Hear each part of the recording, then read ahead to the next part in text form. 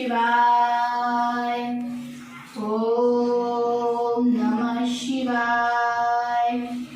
ઓમ નમઃ શિવાય. Good morning મમ્મીજી.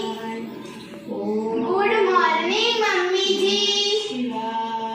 ગુડ મોર્નિંગ મમ્મીજી.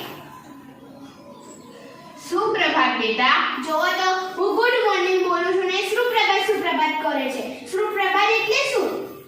એ તો આપણી માતૃભાષા છે અને માતૃભાષા બોલવામાં વળી છે ને શરમ. હું તો ફોરેનમાં ભણી ગણીને મોટી થઈ છું. હું તો ઇંગ્લિશ જ બોલું ને.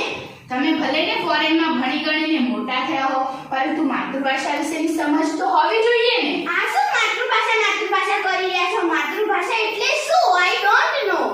અહીં આવો બહુ બેટા, હું તમને માતૃભાષા વિશે સમજાવું. કહો જોઈએ બહુ બેટા, તમને કોઈ દિવસ સપનું અંગ્રેજીમાં આવ્યું છે?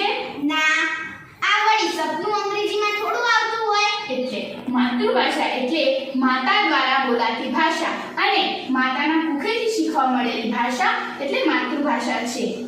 વિચાર, લાગણી, સંદેશાની આપ-લે વગેરે માતૃભાષા દ્વારા સરળતાથી શક્ય બને છે અને જીવનમાં વિચારોનું આદાન પ્રદાન જરૂરી છે અને આ વ્યવહાર માતૃભાષા દ્વારા સરળતાથી શક્ય બને છે. એટલે જ તો આજે માતૃભાષાનું મહત્વ વધારે છે અને રવિન્દ્રનાથ ટાગોરે તો માતૃભાષાને માતાના દૂધ સાથે સરખાવી છે. માતૃભાષા એ શિક્ષણનું માધ્યમ હોવાથી ગણિત, વિજ્ઞાન, સમાજ વિદ્યા વગેરે જેવા વિષયોમાં શિક્ષણ મેળવવામાં સામાન્ય મદદરૂપ થાય છે અને માતૃભાષા સારી હોય તો તે સામાન્ય રીતે સમગ્ર શિક્ષણમાં સારી રીતે પામી શકે છે. માતૃભાષામાં સિદ્ધિ મેળવનાર સામાન્ય રીતે સમગ્ર શિક્ષણમાં સિદ્ધિ મેળવી શકે છે. જે તે પ્રદેશનું સાંસ્કૃતિક ગૌરવ તેના માતૃભાષામાં લખાયેલા પુસ્તકોમાં જળવાયેલું રહે છે. માતૃભાષાનો વિકાસ કેળવવા વિનાનો માણસ પાંગળો રહે છે. આપણે ભલે બાળકને શાળામાં કક્કો શીખવવા મોકલતા હોઈએ છીએ, પરંતુ બાળકને માતૃભાષા શીખવવાની જરૂર પડતી નથી. તે તો તેને તેના માતાના કુખમાંથી જ મળેલી હોય છે.